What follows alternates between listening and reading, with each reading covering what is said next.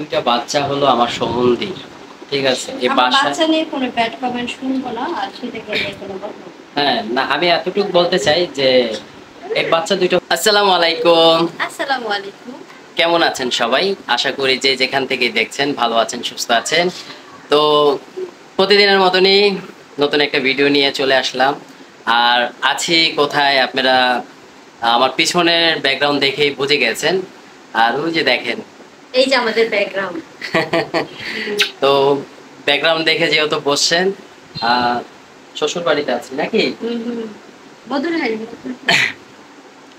হঠাৎ করে কেন শ্বশুর বাড়িতে আসলাম সেটা অবশ্যই ভিডিওটা দেখলে বুঝতে পারবেন, আর না হয়তো তো বুঝতে পারবেন না কেন আসছি।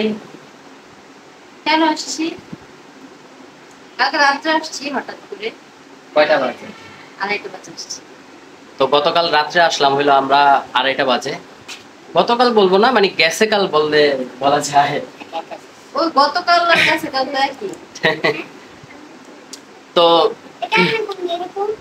রাত্রে আসলাম হলো 2:30 বাজে। হঠাৎ করে শাশুড়ি মার একটু সমস্যা হয়ে দাঁড়াইছিল, যেটা আমি বা বিলাল ভাই বা শারমিন কেউই ওই বিষয়টা আমরা দেখাতে চাই নাই। কেন দেখাতে চাই নাই সেটা আপনার এই ফোন, যে তোরা সব কিছু বিষয় নিয়ে তোরা তুলে ধরো, আবার আমরা কিছু কইলেই ঝামেলা। তো ভাবলাম ওই বিষয়টা নাই না, দেখাই। এর আগে হচ্ছে একবার আমরা অনেক রাত্রে আসছিলাম। সেটা আমার বিয়ের শুরু। পরে হচ্ছে গিয়ে ভিডিও করছিলাম, তখন আপনারা অনেক বাজে ভাবে কথা বলছিলেন যে মানুষের অসুস্থতা, এত সিরিয়াস অবস্থাতে আসছোস, তাও আবার ভিডিও করা। তো এই জন্য হচ্ছে কেমন বসো ভিডিও করিনি। প্রথম কথা। আর দ্বিতীয় কথা, আমি নিজেও একটু অসুস্থ হয়ে পড়ছিলাম, মানে আসার সময় যখন রাস্তা দিয়ে আসতেছিলাম, তখন হচ্ছে গিয়ে এত বেশি অস্থির লাগতেছিল, মানে মনে বলার মতো হইতেছে। না। আমার হ্যাঁ, মানে বারবার বলতেছে আমার খুব অস্থির লাগতেছে, আমার ভাল লাগতেছে না, আমার প্রচুর গরম লাগতেছে। তখন রাত বাজে 2:30, আর রাত্রে বৃষ্টিও হয়েছিল, 12টা বা 1টার দিকে বৃষ্টি হয়েছিল। আমি যখন বারান্দায় যাই, প্রচুর পরিমাণে গরম লাগতেছিল, মনে হইতেছিল যে কান দিয়ে ধোঁয়া বেরোইতেছে। আর আইসিও মনে করেন যে খুব তাড়াহুড়া কইরা, মানে এত পরিমাণ তাড়াহুড়া করছে যে আমরা তো অটো নিয়েছি। ওই অটো অটো আলার লাগে কইতেছি, ভাই আপনি পারলে ওই যে ফাইটার প্লেন যেগুলো বলে না, যুদ্ধ প্লেন, ওইভাবে টাইনে নিয়ে আইছি। তো আসার পরে যে কাহিনীটা সেটা হয়তো বা শারমিনের কাছ থেকে শুনতে পারবেন। তো আসলাম আয়শা, আমি তো ভাবছিলাম যে আমার শাশুড়ি মার ওই যে সমস্যাটা মাঝে সাঝে দেখা গেছে একটু খিচুনি উঠে যায় বা হয়, তো সেটাই আমরা হইলো একটু ভয় পাইছিলাম আমি বিশেষ কইরা। পরে শারমিনটা বলতেছি যে তুমি লেট করো না, তাড়াহুড়ো করে তুমি বরকাটা পরো, আমিও বাইর হই। তো আমরা যে অবস্থায় ছিলাম ওই অবস্থায় বাইর হয়ে পড়ছি। এই দেখেন, ড্রেস হলো একটা, অন্য আরেকটা। তো ড্রেস হলো হলুদ কালারের, নয়ছে ভাবি আমি আনছি পেশ কালারের ওড়না। ওই যে হ্যাঁ, এই যে আমি আমার গায়ে হলো এটা ছিল, শাড়ি হচ্ছে আমাকে এটাই লাগছে, এই জন্য। তো আমরা বাসায় পৌঁছাইছি মনে করেন যে 10 মিনিটের ভিতরে, 2:30 বাজে রওনা দিছি। আমরা 40-এর ভিতরে আইসা পড়ছি, মানে 2:40-এ আমরা এই বাসায়। পরে আইসা মনে করেন যে শাশুড়ি মারে যত্ন করলো, শরীর হাত পা টিপা দিল, মাথা টাথা ধুয়া দিল, এই ঠিক করে দিল। তো সবকিছু করে দিছে। তা আজকে হলো শারমিনকে বললাম যে তুমি একটু বাসায় থাকো, যেহেতু মা একটু ভয় পাইছে, তো তুমি থাকলে দেখা গেছে যে একটু ভালো হইব, ঠিক না? এখন দেখেন, এই যে বিচ্ছু বাহিনী বলে না কি বলে, এটাকে কি বলে শারমিন? চালাফালা।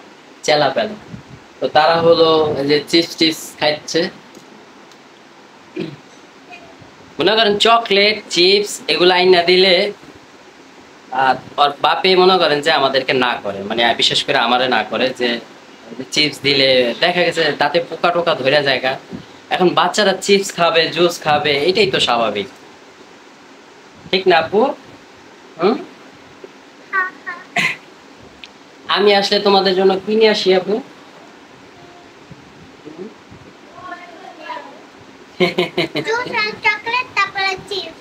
সত্যি পাপাকে ভালোবাসো?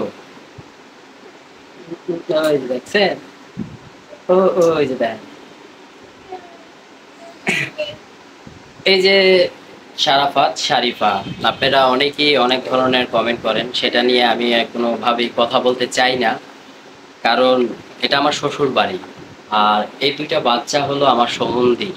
ঠিক আছে, এই আমার বাসায় বাচ্চা নিয়ে কোনো ব্যাড কমেন্ট শুনবো না, আর সেটাকে নিয়ে কোনো কথা বলবো না। হ্যাঁ না, আমি এতটুকু বলতে চাই যে এই বাচ্চা দুইটা হলো আমাদের সম্বন্ধীর বাচ্চা। ঠিক আছে, এখন এই বাসায় আসলে তাদেরকে নিয়ে একটু খেলাধুলা বা তারা একটু কুয়ারা করবে, একটা কিছু খাইতে চাবে, এটাই তো স্বাভাবিক। আপনাদের বাসায় যদি একটা আত্মীয় স্বজন আসে বা আপনারা যদি একটা আত্মীয় স্বজনের বাসায় যান, তাদের বাসায়ও তো বাচ্চা কাচ্চা থাকে, তো তাদেরকে নিয়ে আপনারা একটু খেলাধুলা করেন না?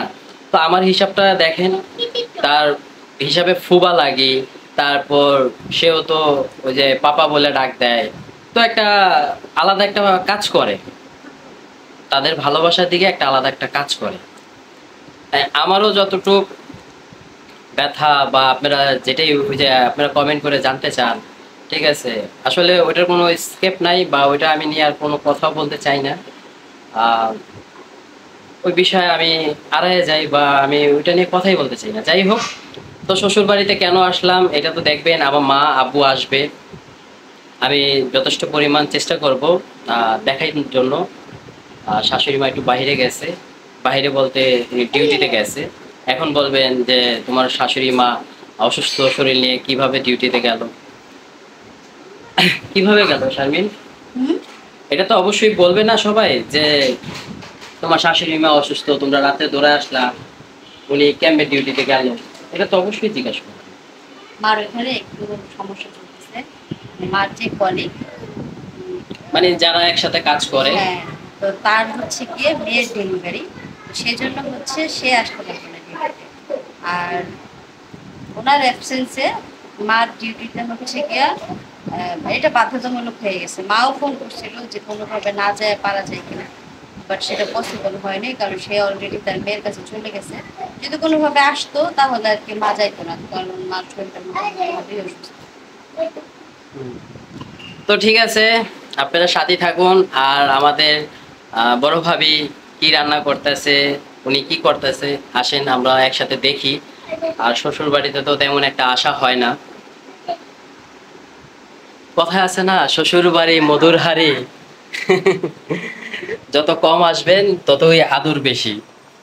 তো আমার ওই যে দেখেন আমার বড় ভাবি, এই যে ভাবি, ভাবি কি রান্না করছেন? ভাবি জানতেন আমি আসবো? এই যে ভর্তা করছি, ওই যে কলা ভর্তা, মরিচ ভর্তা। কলা ভর্তা, মরিচ ভর্তা, আর কি আর এই যে ফ্যাপসা, ব্যবসা। এই যে গরুর ফ্যাপসা রান্না হয়েছে। এটা কি আমার আশাতে না এমনি বাসার জন্য ভাবি? আপনার আসতে। হাই হাই, কয় কি? আর এই যে ডাল, এগুলাই আর করছি। আর এইখানে বেশি পাতলা কিছু ডাল। গরুর ফ্যাপসা সবাই দেখছে? আর এই যে জিরা পাতা দিতেছি। হাই হাই বলতেছে আমার, বলে না আব্বু এটা আমার না, কার কাপটা? বলতেছে ওই যে রাজ বাবার ওই যে গরুর। ও না, তো ভাবি হইলো এই জায়গায় যে দেখেন থালা বাসন মানে ধুইতাছে। গরম পানি কেন ভাবি? ওদের কাপড় করে একটা পাশে কাপড় দিয়ে দেয়। ও যে বুয়া আসে যে। হ্যাঁ, আচ্ছা, আমি গতকালকে না পরশু দিনকে জানি দেখলাম বিলাল ভাই একটা ভিডিও দিল ভাবি, রান্নাঘরের বিষয় নিয়ে। রান্নাঘর কি হয়েছে ভাবি? এই যে বেসিনগুলো, তারপরে চুলার এগুলো মানুষের কমেন্টস করে কি অবস্থা। এখন এটা আচ্ছা, করলে হয়। এটা হয়তোবা আমি কথা না বললেও হয়, তারপরও আমি এতটুকু আপনাদেরকে বলতে চাই, এটা তো আর ভাবির কোনো দোষ না বা বিলাল ভাইয়েরও কোনো দোষ না, এটা হলে বাড়ি যে বানাইছে তাদের হলো দোষ। আর যারা এই বাসা এর আগে যারা থাইকা গেছে তারা হইলো এটা পরিষ্কার করে রাখে নাই। আর এই যে এই পাথরটা, এটা মোজাক পাথর বলে না কি বলে আপনারা ভালো করে জানেন। তো এটা আপনারা আগুনের হিট পাইলে বা একটু কাজটা পড়ে গেলে, যেরকম তেলের কাজটাটা থাকে, ওটা পড়ে গেলে এটা এরকম হয়ে যায় না। এটা উঠবে না। ভাই কি বাসা ছেড়ে দিব এটা ভাবি? বলতে শেষ করে তাই একদিন আসছিল তো বলে রুম দেখতে যাইনি। ও, তো ভাই বলে রুম দেখতে যাইবো। আর এই যে বাসাটা মানে এই যে বাড়িটা যে ভাড়া নিছে, এই বাড়িটাতে আপনি দিনের বেলায় কোনো খোঁজ খবর পাওয়া যায় না। আর বাচ্চা কাচ্চা থাকলে দেখা গেছে ঘরটর একটু নোংরা থাকেই। এটা কি করব পাপা? খুইলা দিব এটাকে। ব্যাটারি ঢোকানো ও ব্যাটারি ঢুকাবা? তো এই যে ব্যাটারি ঢুকাও। তো সারাফাত হলো ওই যে গাড়ি নিয়ে খেলাধুলা করবে। আর বিশেষ করে হলো বাচ্চা কাচ্চা তো একটু লোকজন দেখলে মনে করেন যে একটু হইচই বেশি করে। তো আমাদের সাথেই থাকুন। বিলাল ভাই বাসায় নাই, তো বিলাল ভাই বাসায় আসুক।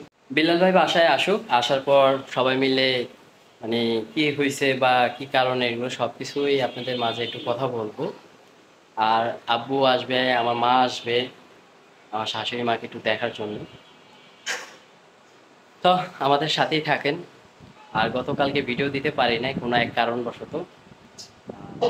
আমাদের যেহেতু ডেইলি ব্লগ হয়, চেষ্টা করি যে সব সময় আপনাদের সামনে জানি আসতে পারি বা একসাথে জানি থাকতে পারি।